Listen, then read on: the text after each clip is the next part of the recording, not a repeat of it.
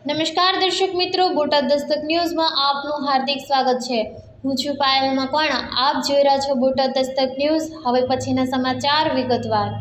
વરસાદી માહોલમાં ચૂંટણી।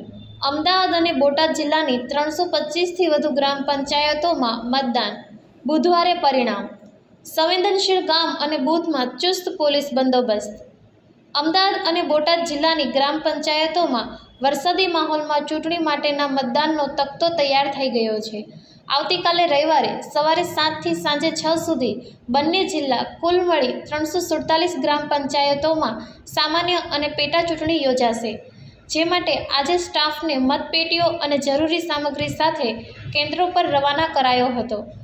અમદાવાદ જિલ્લાની વાત કરીએ તો 64 પંચાયતમાં સામાન્ય અને 177માં પેટા મળી 241માં ચૂંટણી યોજાવાની છે। જોકે આમાં કેટલીક ગ્રામ પંચાયત સમરસ જાહેર થઈ છે। તેવી જ રીતે બોટાદ જિલ્લામાં 44 પંચાયતમાં સામાન્ય અને 62માં પેટા મળી 106માં મતદાનનો તખતો તૈયાર કરાયો છે। 25 તારીખે એક સાથે મતગણતરી સાથે પરિણામ જાહેર થશે।